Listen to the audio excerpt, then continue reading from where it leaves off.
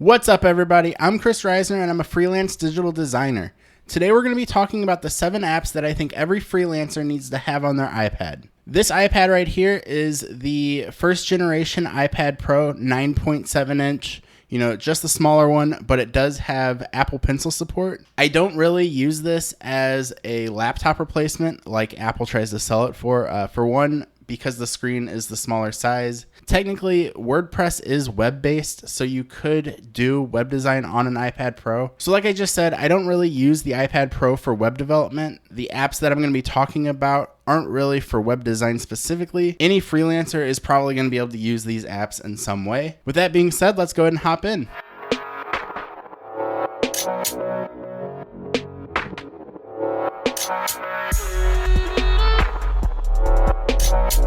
So the first app that I think every freelancer needs is the Adobe Sine app. Essentially, you open this app, you can set up, you pull in the document from a bunch of different places, Google Drive, Dropbox, anywhere that you might keep your documents. And then you put the email of your client, and then you put your email, and it'll walk you right through the process and have both of you sign it so that everything is good. You can also send it. So really, if you're using contracts, which you really should be if you're a freelancer, it's just the best way to handle it. And it's completely free, so I'm a big fan of it.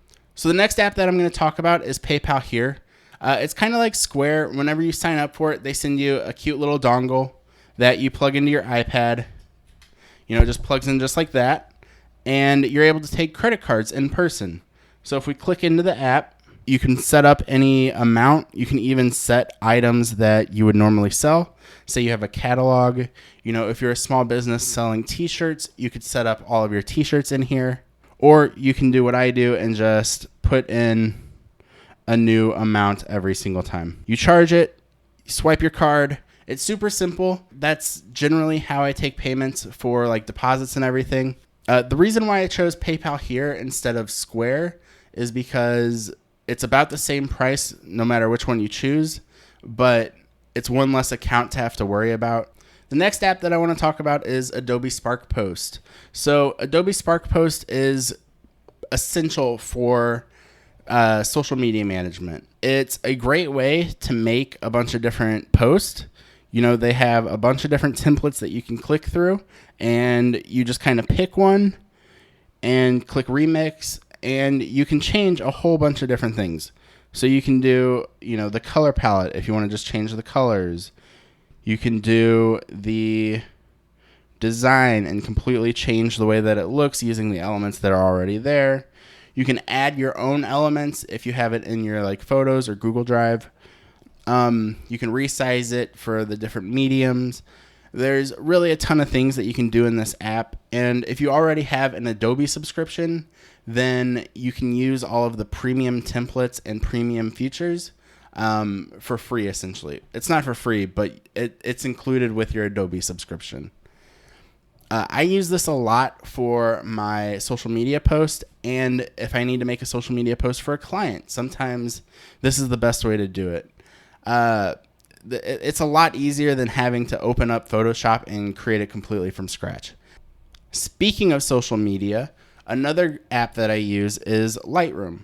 So they recently released Lightroom CC, and it's cloud-based now. So they've got the classic one that has the library that sits on your hard drive, and then they've got the new one that is completely cloud-based. And I don't like the user interface as much as the classic version, but the fact that it's cloud-based and I'm able to go through all of my images on my iPad and edit them with the pencil and do whatever I need to do, I really like that a lot. I've edited so many different photos using this Lightroom, and they have all of the same, options as the regular Lightroom, but it's set up for touch friendly so that you can use the pencil and you can do whatever you need to do from the iPad, and then you can share it and post it out straight from your iPad. You don't have to go from the computer to the phone to whatever. You just do it all on your iPad, edit everything. And you can also get an adapter so that you can import photos directly to Lightroom from your SD card. I'm also super excited because they are releasing a full version of Photoshop within the next year or so. And that's going to make it a lot easier because I can do Lightroom edits, and then pull it into Photoshop to do something a little bit more complex, and then bring it back into Lightroom and share it out.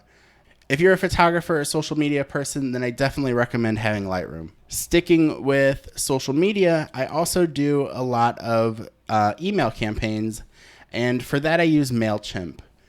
And you can build your entire email campaign with the MailChimp app. So this is one of the few things where I do let the iPad replace my laptop, because it's a lot easier to build the email campaigns on the tablet using the Apple Pencil than it is to do it on the web. And then, if you need to do it really quickly, you still have access to it, because I always have my iPad in my backpack, but sometimes I'll leave my MacBook in my office. So having MailChimp and being able to send out an email campaign really quickly is great. So if you're doing email campaigns, then I definitely would look into MailChimp and getting the MailChimp app. Getting away from social media, I also use Hoopla, Libbie, and Kindle a lot. So they are 3 reading apps. So Kindle is Amazon Kindle. If you buy any ebooks off of Amazon, that's usually the way that you're going to read them. Libbie and Hoopla are actually from my library. I highly recommend going to your local library and seeing if they have any ebook apps, because I get a whole bunch of ebooks completely free. You get like 2 weeks to read them, and you can renew them or whatever, just like the regular library, but it's completely on your iPad. So I do a lot of reading, and I like to use my iPad as much as possible because I already keep it with me anyway, and it's a little bit lighter than, lugging around a bunch of books. That being said, as you can see behind me, I do still keep books, because there is something about the paper and being able to share them with your neighbor or share them with your friend that you don't get that with a iPad app. Another great thing about ebook apps is ebooks are generally cheaper than buying the actual book. So you can save a little bit of money too, and you're saving the environment because less paper. Last but not least, we have an app called Duet. Duet is actually going to get replaced with the latest iPad OS whenever it's released in September. But for the last 2.5 years, I've been using it. Duet allows you to use your iPad as a second screen for your MacBook or iMac. I use it a lot during client presentations. If we're in a coffee shop and there's not a lot of room, I'll have my laptop, and then I use Duet to double the display, mirror the display, so that they can see everything that I'm looking at, and we don't have to take up a big table. They can sit directly across from me, but still have access to what's on my screen. I've also used it for signing paperwork or, photo editing. There's a lot of cool uses for it. I'm really excited for Sidecar, which is coming out, because I think it will run a little bit smoother. But either way, Duet is a great app, and until that comes out in September, I highly recommend buying it and getting it. You'll find a bunch of different ways to use it with your clients, and it kind of looks cool. Like whenever you're like, hey, here's your iPad, watch what I'm doing. Or here's the presentation on the iPad, and you can control it from your computer. Those are the 7 apps that I think every freelancer should have. If you're a freelancer and you're using your iPad, I'd love to hear if there's any apps that you think I forgot or apps that you're using. Like I said, I don't use it as a laptop replacement. I just use it for some of the business-related things where having a pencil is really helpful. If you enjoyed this video, make sure you like and subscribe, and I'll see you guys next week.